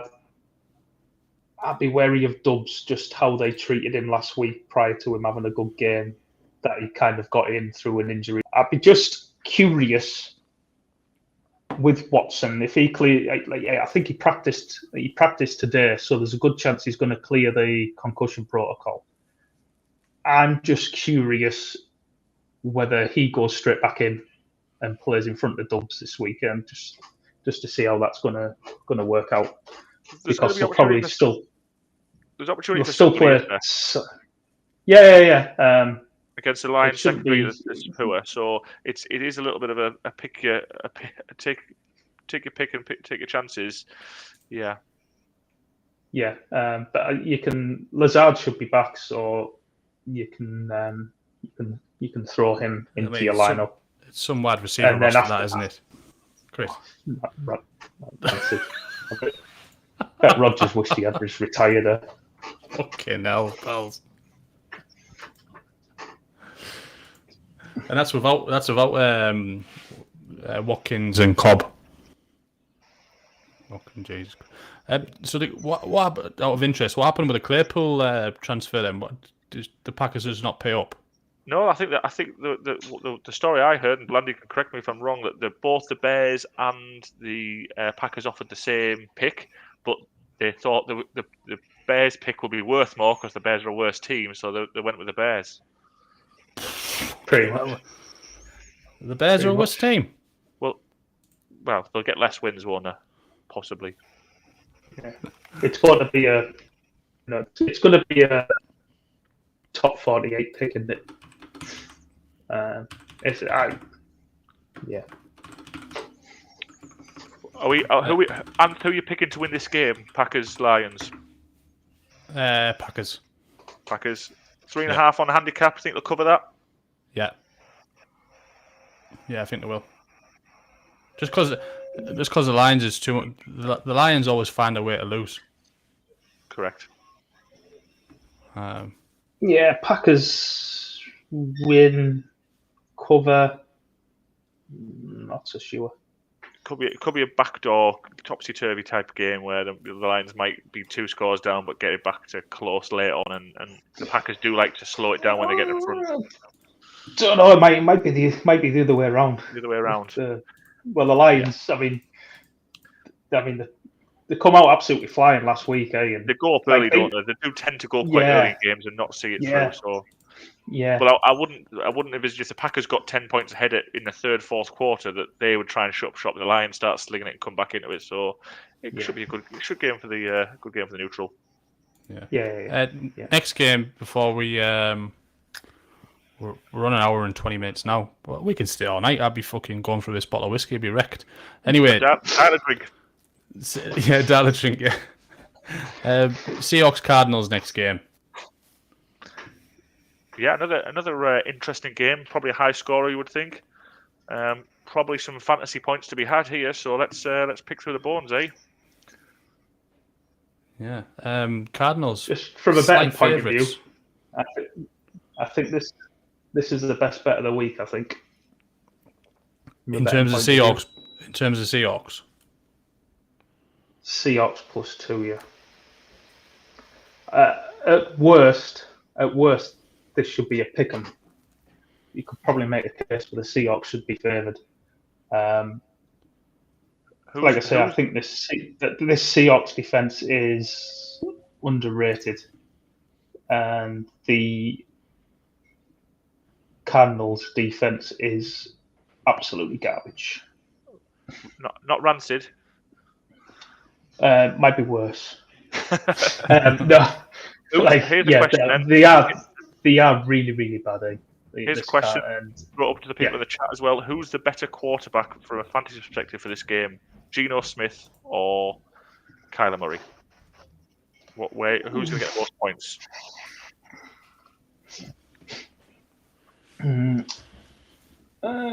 Geno. Anth? Yeah, we touched on it last week, Barry. The more I see Murray, the more I'm just less impressed I get, really. I'm not convinced on him at all. I think he is a good player, but I think the team's in a mess. Whereas I think the Seahawks are a bit more Yeah, they can be up and down. They've got better. I think they're more of a team at the moment. And if the defence does play and gives Smith a bit of a platform to go off, then Ken Walker's doing well, isn't he? He's looking like an absolute stud rookie. Yeah. Blandy. Yeah, he's been superb. Yeah, before we get onto that, just stick onto that Murray. Paul Hope saying Geno Smith in the comments, but is Murray too small? No. You don't think so? No. There's something to miss. He does at times. He can look at. Paul Hope's correct in what he says. Kingsbury's a terrible head coach. Is Paul Hope a Seahawks fan, or I'm not sure what the team is. Let us know in the chat, Paul. I mean, he did say the Seahawks are a better coach. That must have hurt him typing that. But no, like Kingsbury's awful. Like so bad, bad. But just going back to your point on there. Just got your point on fantasy points. Anth. Last 4 weeks, points given up to QBs. The Cardinals, they're third in the league. They give up 23 points to QBs in the last month, and the Seahawks they're down at 25th, averaging 13 points a game given up to quarterbacks. And I believe Kyler Murray was one of those quarterbacks when they had the return game in Seattle. Yeah, Seattle won that game, didn't they? And I think they had a chance late on Cardinals, but never sort of got over the line with a few late drives. But yeah, it was a bit of a blowout, I think. Was that a blowout game? Was it? Okay. Relatively speaking, it was a low-scoring blowout game, I think it was. But yeah, who are we all? Is everybody fit on the Seahawks receiver core? Then I know Lockett's been a little bit banged up over the last week or two, isn't he? What's his latest status? Do we know? Yeah, no. As far as I'm aware, they came out of the game last weekend perfectly healthy. And was Metcalf one where he wasn't expected to play, but played more than we'd hoped going in, and put a good score up? Is it? At one point, it looked like Metcalf was going to be out for 6 weeks, and then he played. He played his full allotment and perfectly fine. So no reason not to start. So he wasn't. It didn't. Yeah, like yesterday, he didn't even get a day off. Didn't even get a rest day. He was limited. So that's great news. I don't know if we think we all love Ken Walker and he's looked the real deal. Is there any teams in your league who might not be on the Ken Walker's great bandwagon that you can hoodwink into a deal yet? I think that the chance was last week if he scored that touchdown pretty late on it, and it was looking and it saved his day. He didn't. What did he get? 50 yards. Yeah, 2.83 yards a carry. Not ideal. If he hadn't got that touchdown, the window might have been open there. Just that touchdown, that touchdown, kind of saved his day from a fantasy perspective. But we like Lockett, we like Metcalf. You're playing them probably most weeks. I can't imagine you've got much better. There's nobody else coming through as a third choice receiver, Blandy, that you want to touch on. Is there Seahawks? No. And obviously, frustratingly, they use a tight end by committee. The Seahawks, which is if it was just one guy, then you could probably play him this week because the Cardinals again they're top three in the league at the moment in giving up fantasy points to tight ends. On the flip side, the Seattle Seahawks are the worst team in the league. And it's just quite historical with the Seahawks. They just choose not to defend tight ends. Right, sorry to interrupt, lads. Going over to the other side. Question in the chat from the GOAT. Must be Tom Brady. Sup, guys? Juju or Pittman? I know this answer from Mr. Bland. Mr. Bland's not a massive Juju fan. No, but you play him over Pittman. Really? Yeah. Can you just say that to the camera, Blandy, please, without putting your face in No. Pissing your arm. No. I couldn't hear you there. Your voice was muffled. It's fine. So to get back to that question, you're playing Juju over Pittman. So would you trade Juju for Pittman or Pittman for Juju? Well, we've done it. We've run an article about getting rid of Pittman, so we've probably got to stick with our guns there. Oh.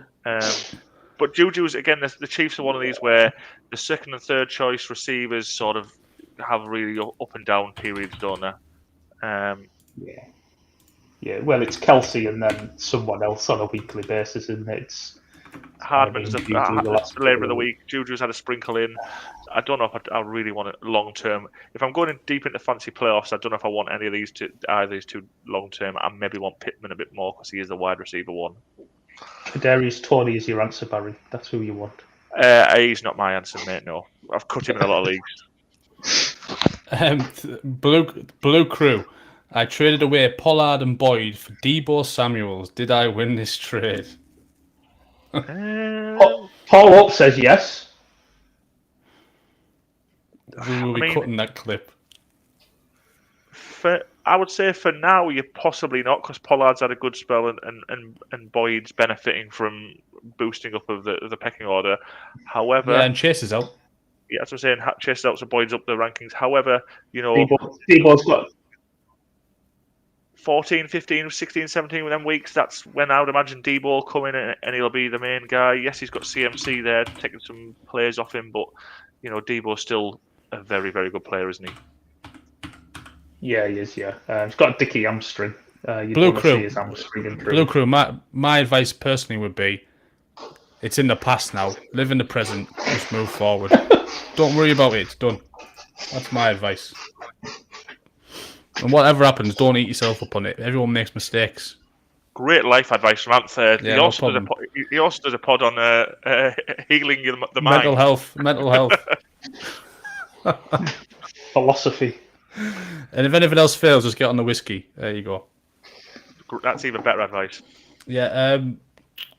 So back on this game, Seahawks. Who are we playing? We're playing Tyler Lockett, Metcalf, Walker, Gino. And Gino. Where's he gone? Marquise Goodwin, Blandy, anything on him? No. Not No. If you're desperate. You'd have to be very desperate, even with 6 teams on bye. I think, he's kind of popped up when Lockett or Metcalf was injured.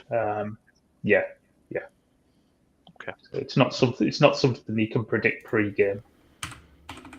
And we've done the Cardinals the last 2 weeks, haven't we? And I don't think the pitch has really changed on this one too much. I know, D-Hop's come. Yeah. D-Hop's coming in and being, the D-Hop that he's the best he's ever been until his numbers are fantastic. It's the second and third choices that are the tricky ones, and the running back situation is a bit of a tricky one with what Benjamin's been the lead when Connor's been injured, has done okay, not really pulled up any trees. Connor's probably going to come back. Yeah. Are they going to go back to Connor? And is Benjamin going to be, a sprinkle in pass catching back? His numbers have been, it seems to be good week, bad week, good week, bad week for him, doesn't it? And I think Eno's done just enough where they can justify playing him as well as Connor when Connor's back. Damian Williams, who hasn't really been relevant but has been playing snaps, he's gone on IR, so he's done. He's out the picture now. Yeah.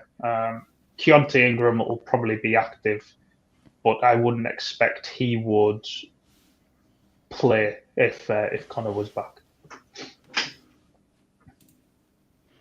We're saying Zach Ertz is a good pick. As in the Seahawks can't defend the tight end, and he's been up there as one of the better tight ends this season, hasn't he?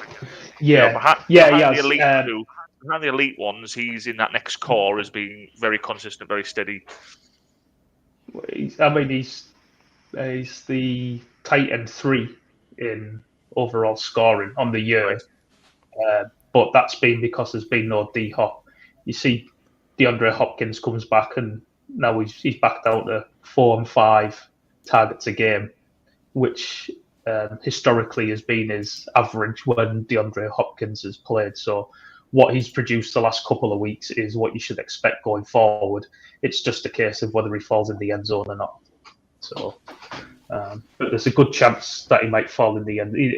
He's not going to get you many yards because he's Zach Ertz and he's about 85.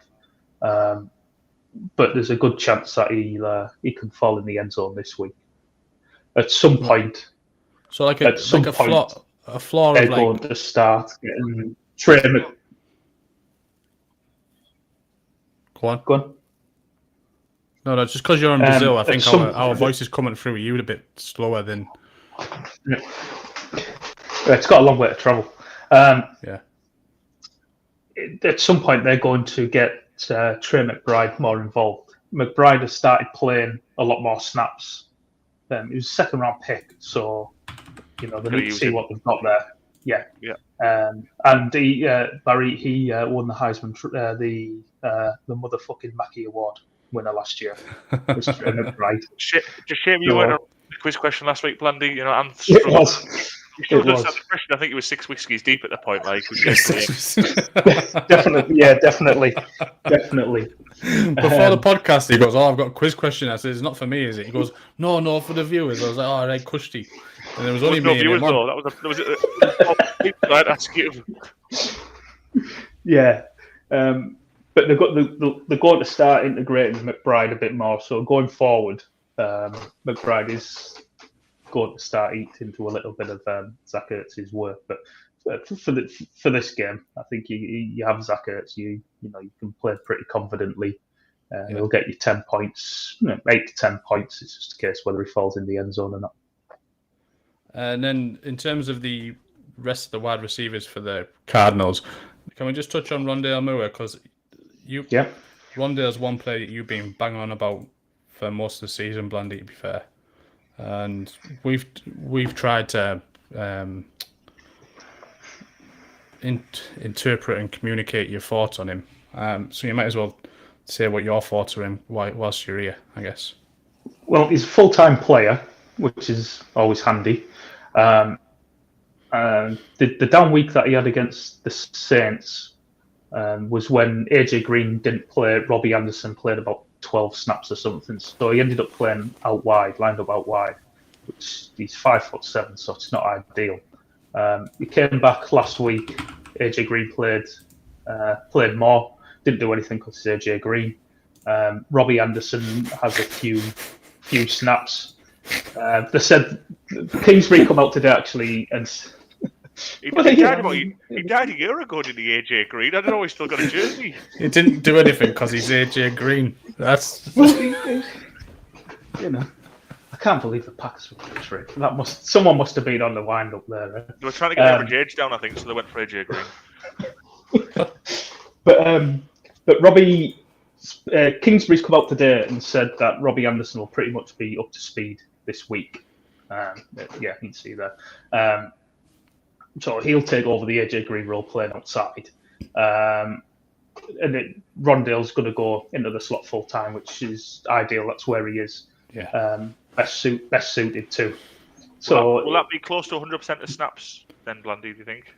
Yeah, because when they got two wide receiver sets, although he's not ideal him playing on the outside, he's still been staying in on two wide receiver sets. So he'll still be on the field. So I don't envision his snaps dropping too much. But the more important thing is that they've got 3 wide sets, which is what they run a lot of the time. He's going to be the main guy in the slot there for them. Last week he had a great game, put up 20 odd points, but that he did score a 70 touchdown, I think. So 13 of those points came on one play. You can't bank on that every week, but he's good for double digit, 10, 12, 14 every week. Position you can slot him in, you think? Yeah, definitely. Yeah, pretty safe floor. And then you hope for a touchdown. He's good enough that the 70-yard touchdown last week that he did score, broke a couple of tackles. he is good enough. He's a good enough player to do that on I would say on a regular basis, but give him the opportunity and space, he'll make the most of it. Frequently enough. Yeah. Good prospect. He was a very good prospector. So. Anything else on this Seahawks Cardinals game, or we can move on to the Panthers Bengals? No, go on to that one. That's got some very good fantasy players in. Right. Okay. Well, do some club singing while I get these screens up, because I didn't do any prep on this game whatsoever. This wasn't on the agenda. This one was it? Is this being shoehorned in for? This was a shoehorn in. Yeah, it was in the admin chat. All right. But we'll just we'll freestyle it. Freestyle, yeah, wing. So who are we saying? Panthers, Bengals. Yeah, that Bengals game was a tough watch last week. The Bengals getting absolutely mullered by the Browns, wasn't it, Blandy? It was if you needed 70 points off 3 Bengals players, Barry, like I did in one particular league. You've been struggling to get 7 points, never mind 70. After the first quarter, I was just saying, well, after this, no, that's that game over and done with. I'm not winning that matchup. And then the Panthers without CMC absolutely flying on the run game. What's that all about? Yeah, I don't know. It's strange, isn't it, how things work. And PJ Walker is the best QB there. Is that true? PJ Walker is the best QB at the Panthers. The guy was the MVP in the XFL, Barry. Yeah, no. It's not to be and it wasn't particularly close either. It's not to be sniffed at. And he's got to have a little bit about him, because he's bounced around that many different teams. There's that many different teams willing to take a chance on him. Seen something in him, yeah. Yeah, he's got, and that play last week to DJ Moore. Well, P-Ops put his Hail Mary. It wasn't a Hail Mary, eh? I know it's garbage time, and he's chucked it deep, but he's got out the pocket. He's got out the pocket, and he's sort of DJ Moore down the field. Come back, turn, beat 2 defenders, and then he's launched it to him. It's not, and he's put it in a spot to him where he's got a chance to catch it. It's not a Hail Mary where he's just lobbed it up to 10 players at the back of the end zone. No, it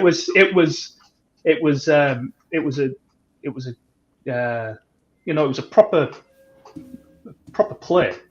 That was a surprisingly good game, wasn't it? The Panthers versus the Falcons last week, 37-34.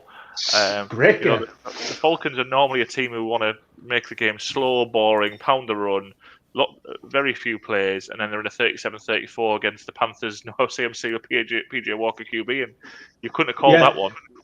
No, and the Falcons did exactly what the Falcons do for 3/4 of the game. At the end, they still only had 34 dropbacks or something, including overtime. So they ran a lot of plays, because a lot of them were runs, but the amount of dropbacks they had was still less than what you would normally expect for a normal team, just in regulation time, and this ended up going to overtime as well, and they still didn't run that many, or still didn't have that many dropbacks, so they were still able to kind of play the way that they wanted to play.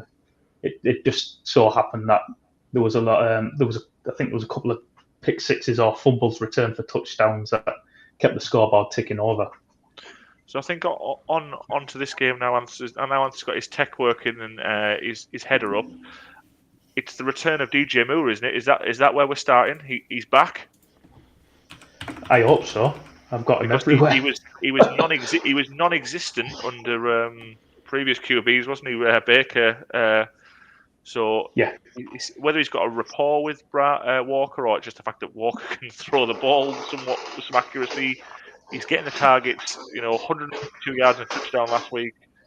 He's had some good games back to back, hasn't he now, Moore?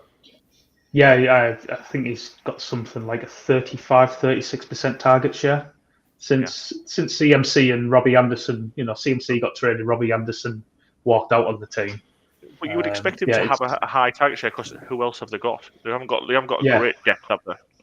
No, and they. But the point is, even it's all right. CMC was there, but even when Robbie Anderson was there, he still should have been seeing not 35%, but the high 20s, and he wasn't. There was some games where Anderson was seeing more targets than him. Coaching change a big factor in this? Don't know, because it's still the same. No, I think it's still the same. OC, it's still the same. Yeah, I think it's more the QB change, to be honest with you. Okay.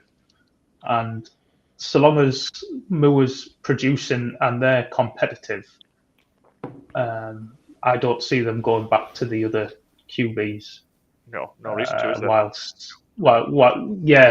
Yeah, he's the best player they've got on offense, so you might as well center your offense around him, and if that means you've got to play PJ Walker because he's the guy that can get Moore the ball regularly, then that's what you do. Who else from the Panthers are you confident of playing, if anyone? I don't know whether I'm confident of playing, but if you need a wide receiver, you want to be picking up Terrace Marshall. So I'm just 2 seconds. I'm just trying to find. I've got some notes on him here. He's been sort of fancied for a while, hasn't he? He had a good college pedigree, didn't he, Blandy? I think. Yeah, he did, and he was second round pick. So he's second round pick. He didn't do much in his rookie season because it's his second season, isn't it? But I think he might be the one. Like we said to the Dubs and the Watsons and players who've come through a bit late. He might want who finds his feet in the second, third season. Yeah. So since Robbie Anderson and CMC being traded, he's played 90% of the snaps, ran a route on 95% of dropbacks. So he's a full-time player. He's out there every single snap, basically. Every single dropback, he's going to be there. 21% target share, and he's had 2 end zone targets as well in that time, where he's been the primary read in the end zone. Haven't connected on him, but that's not to say that won't happen if they keep going that way going forward. So you probably do worse. And against the Bengals this week, the Bengals number 1 cornerback Awuzie, he's out for the season now. Eli Apple is out. They ended up against the Browns. They played their rookie first-round safety, who hasn't got on the field playing safety because he hasn't been good enough. They ended up playing him at cornerback because that's how short they are at corner. So the pair of these, Moore and Marshall, to a lesser degree, could have big games this week, because you'd hope it'd be a high-scoring game, or has the potential to be a high-scoring game. We know the Bengals have potential to put points up on anybody, and because their defense is suffering, especially on the back end, there's an opportunity there for the Panthers to take advantage of that. And just look at those numbers there, Anth. 10% rostered Terrace Marshall. So if you are in a hole and it's you're on Bymageddon, pick up Marshall and he could be a flex wide receiver 3. Bymageddon, I like that. Bymageddon. That's it. I like it. 6 teams on bye. Yeah, I think week 14 is the other one, isn't it? Yeah. It's another rough one. So in redraft then, he sounds like it could be possibly like a fill-in this week. In terms of longer term and sort of a dynasty sort of kind of scenario, is he worth picking up and just stashing on your bench then? Deep benches, I would say so, yeah. You probably, deep benches. Like, people will probably have him rostered from last year because he was a second round pick, and he had a decent college profile. So he was quite well touted, and he would have probably been a late first, maybe early second round pick in rookie drafts last year, and it hasn't worked out, obviously. But because people have spent that kind of capital, and they've probably still got him on the benches. If he's on waivers, I'd go out and pick him up and stash him, definitely. Yeah. But because he hasn't really produced thus far, you might be able to get him for a third or something like that. Probably wouldn't want to pay any more than that. But if you can pick him up quite cheap, I'd definitely be open to doing that. And again, he doesn't look. He's only 10% rusted on a sleeper app. Yeah. Yeah. No, that's a good point actually. So he might well have been dropped in a lot of dynasty leagues. Yeah. In terms of the running backs, people get impatient, don't they? Yeah. Some more than others. In terms of running backs for the Panthers, then obviously Foreman had a banging week last week. Yeah.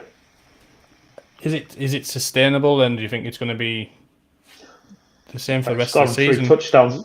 It's obviously every week. It's not sustainable. No, obviously not. But there's no harm in having the bigger share, though, has he? No. When they played the Bucks, it was Chuba Hubbard who was the lead back, and he played a lot more in front of Foreman in that particular game. But he got injured at the end of the quarter, and Foreman took over basically and ran away with the rest of the game. From what he's done the last 2 weeks, I would find it very hard for the Panthers to go back to how it was in that Bucks game. But Hubbard will definitely play in a change of pace role when they want to speed it up a bit, and also he will be the passing downs back as well. But if you've got Foreman, you're probably going to stick with him and roll the dice another week, I would say. If you got Foreman, you definitely play them this week. We spoke about Michael Carter before. You play Foreman over Carter over this week. Yeah. Good news for us because we've got Foreman in our best ball, haven't we, Blandy? Excellent. We do. Can we have a quick look at a running back called Raheem Blackshear? Just because I don't know who he is, and he ran last week. And I'm hoping he's got some good hair. It's a bit of a letdown. I'm sorry to everyone if we let that down. Yeah, just wanted to know. He's currently on minus fantasy points for the season. Don't pick him up, and don't vote for the best hair of the season either. No. Has he been for the Bills then? No. Yeah, he might have been. He's probably kicked about on some practice squads. So the Bengals side of the ball. Yep. Boyd, Higgins,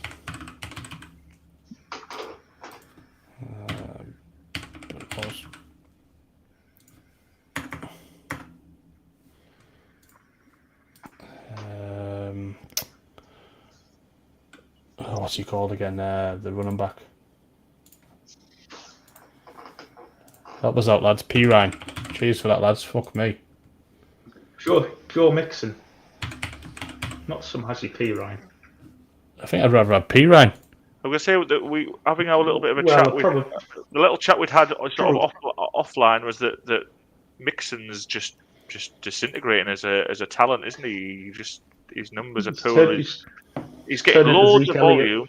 He's getting loads of volume. He's doing nothing with it. Yeah. He's turned into Zeke Elliott before our eyes. And that's not helping the Bengals in general, is it? Because now they've lost Chase. They still want to try and play the same way, but they can't seem to. Well, they can't. They've got nothing on the rush game, and they haven't got Chase, so they're not adapting very well at all. No, not at all. No. Mixon has had 19 rushing opportunities inside the 10-yard line this season and scored 2 touchdowns. Is it 3 touchdowns? It's just You could if you've got him, you're sticking with him. But yeah, he's not. Oh God, yeah. Well, I mean, look at his targets and receptions. That's what's keeping him afloat. You know, that's what's making him usable on a weekly basis. Is his receiving work. It's not doing anything with it, but you know, it's a PPR scam, isn't it? Yeah. So you're playing Mixon then, aren't you? Higgins, obviously playing. Yes. Boyd, obviously playing. Yeah. Hayden Hurst, I've got him on quite a few rosters. I picked him up. I picked him up when Waller was injured, and Waller might come back this week. He's practicing again, but I'm probably just going to stick with Hurst. He's been solid enough, solid. Yeah, he's it's good for 4 catches for 40 yards, and sometimes scores a touchdown. Barry, we've got a Bronco fella in the comments there. Do you want to? I'm not sure if I understand the question. If I'm honest, who should I trade for and away? Well, we did a trade section at the start, shouldn't we? So looking through, you want to keep Lamar, you want to keep Kamara. I think Cordell Patterson probably want to keep because he's coming back and he is probably the best of the Falcons. Keep LG has been terrible. I mean, you trade away Juju, don't you? Yeah, keep T. Higgins. Is that Higgins and Boyd he's got there? Do you want them both? Yeah, you could. I think what you're hoping for is Boyd has a big week at one point while Chase is out, and then you can kind of take advantage of that big score to move him on in preparation for when Chase comes back. But maybe we've mentioned quite a few players earlier in the show, haven't we? To who you could target, so you can maybe listen back to a couple of those. It's a relatively good team he's got there, so I'm not looking to get rid of any. Yeah, I would just say with it being a standard league, someone like Juju and Tyler Boyd are probably worth less. Because obviously you're not getting any points for catches, you're only getting points for yards. I know Juju had I think it was a 100-yard game. That's last time, but a lot of that come on a broken play where the 49ers blitzed Mahomes because Barry told them to, and Mahomes picked them off and Juju scored a long touchdown on it. But yeah, 100-yard games for Juju were, a bit like rocking horse shit. And we're not sure. I'm not sure if that's Elijah Moore or DJ Moore. If it's Elijah Moore, we're probably trading him. If it's DJ Moore, we're keeping him, isn't it? So if it's Elijah Moore, he shouldn't be rostered. I don't think at this point. So you certainly can't trade him because nobody's going to give you anything for him. So it looks like Boyd, Juju are the possibles to get rid of. Juju, you might be able to still be able to do it off the back of his big game last time out. That was a good time. Boyd, trade high. Yeah, and Boyd again. If he has a big game while Chase is out, maybe try and take advantage of that, preempting Chase coming back in a few weeks' time. Right. Okay. Let's. So we're up to 2 hours now. Let's get on to the important stuff. The fantasy front office league review, and obviously the clap of the week, which is clap of the week. Elsa, isn't it, this week? Yeah, to be honest, it's bittersweet to me. You can't win everything, Anth. Come on. Okay, them mushrooms bang on, aren't they? We'll cause them. Yeah, so last week I thought, well, we must be getting clap of the week this week. 167.4 points we scored last week. Fair score. We had Hurts, we had AJ Brown, Pollard, CD Lamb got a touchdown as well, didn't he? Anyway, I thought, we're perfect. We're going to be winning the highest score of the week. I'll fucking scroll down. TY 171.78. I give up. Do you know why we didn't win it, don't you? You know why we didn't win it, don't you? Will Lutz. Fucking Will Lutz. Will Lutz missed a field goal. Fucking Will Lutz. Fuck's sake. He's got a nice team too, hasn't he, with the Hill Waddle stack. Yeah, Oh. Waddle stack. Beautiful. Kittle with a touchdown. I know he's a big Kittle fan. Nick Chubb. The only comment I'd make on TY's team is he needs his better team name, doesn't he? He's called Team TY Wake. Yeah, he's putting no thought in. I think he can do better than that. Yeah. But anyway, he unfortunately, he gets the clap, yeah. No, he gets the clap of the week. He doesn't get the clap. I don't know. I don't know what goes on behind closed doors. He's 3 wins on the spin, and he's up to second in the league as well, isn't he? He's the one chasing you down if you show the table. Yeah. Blandy might be getting the clap when that woman comes back later on. What are you saying, so Baz? lucky, yeah. Go on, Baz. What are you saying? Just that he's TY second in the league, and he's the one chasing you down. You know, I think AJ was going to be a bit. I fell away a little bit. I lost a very tight matchup this week, but with a very low score. And a couple of shout outs. Guy got a win, didn't he? And he got 100% of his best team. You know, which was, I think I looked at it, and he picked Evan Ingram over Dawson Knox, which was a good pick, and I think possibly won him the game. I think it could have gone the other way if he'd have gone against it. That's even better because he took Dawson Knox second round. Yeah, great. He's not clung on to that draft capital. He's let it go and made the better choice, hasn't he? Yeah, fair dues. And just look at the league. You know, there was a couple of, let's say, I think Hammer beat some Cal Purvis in a tight game, and they both had massive points on the bench, so that could have won that gone anyway. And nobody's really out of it. You know, Guy won this week, and he's towards the bottom. But if you're on a negative score, you know, 3 and 5, 2 and 6, you're still in touching distance of making that 6th spot to get in the playoffs, and then you've got a chance, haven't you? So, yeah, everybody's still in the hunt, which is good to see.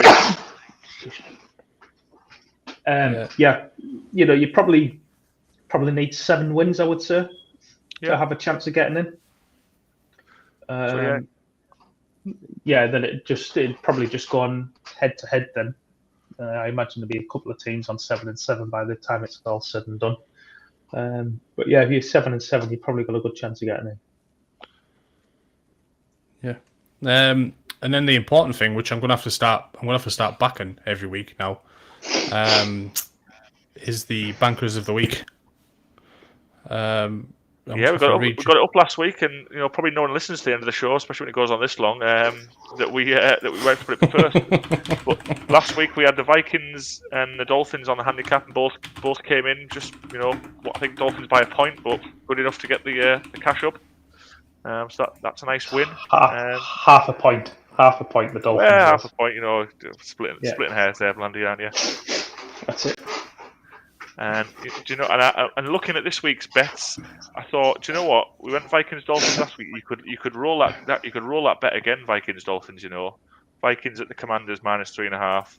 Dolphins at the Bears -5. It's probably a trickier one, but I wouldn't put off rolling those two again. But I think what I'm going to go for is the Packers -3.5 at the Lions. Okay.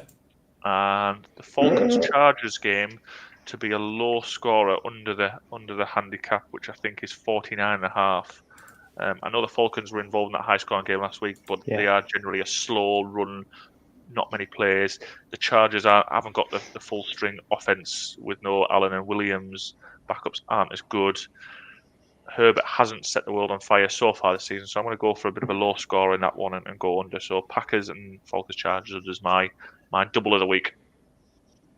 Cheers, Barry. Yeah, just following on from that, the Chargers really struggle to stop the run, which is obviously the Falcons' strength, and by doing that, they can run the clock down and shorten the game a hell of a lot. So I like the Falcons on the handicap in that game as well, at home getting 3 points. For the reasons I just stated, and also, as Barry mentioned, with the Chargers having limited weapons, basically. I know we like Josh. Yeah, Palmer. just Palmer from a fantasy point of view, purely on the volume that he's going to see. But that doesn't mean he's going to be putting up touchdowns. He's a downgrade on the normal receivers, though, isn't he, Allen and Williams? Definitely, yeah, massively, yeah. Ability-wise. It's just a volume play basically for him. But no, I think the Falcons at home getting 3 here to go with the Seahawks getting 2 points against the Cardinals. They will be my 2 strongest bets of the week. There you go. And put the double on. See, I like to see what that pays. The double. How much are we gonna? Spells trouble. Yeah. Financial trouble. Yeah. Yeah. Thank you both. It's nice seeing you again, Blandy. I've had a quarter. It's nice to be on again. I've missed it, to be honest. Yeah, it's good to talk, isn't it? We've only got an hour and a half. We might as well finish it off and watch the game. Okay, no. Some of us need to sleep. To be fair, you have to watch the first half, don't you? Yeah, you're not going to watch it deep in the fourth, are you? No. No, but thank you both. It's been bang on again. Thank you all for watching. The usual suspects in the comments again. Much appreciated. We love chatting and answering questions. Any people watching it back, please like, share, subscribe, and we'll see you next week. I think we'll continue the Sunday night lives. The Thursday night lives. When Blandy gets back, hopefully we can do a Red Zone live. Interesting. Wouldn't mind doing that, setting that up in Baz's winter house. Man cave. Yeah. In terms of next week, we'll be on the Sunday again, and then Blandy will have to sort something out with you so we can get you on at some point whilst you're on the oil rig. But the best, we'll figure something out for that. Yeah. Subscribe to the channel, get the notifications. You'll know when we're on, and we'll try and keep the regular time slot and keep the interaction coming and keep the fantasy points rolling. Yeah, definitely. Right, thanks all. Have a nice evening. Have a nice morning. Have a nice lunch. Have a nice see you later. Bye.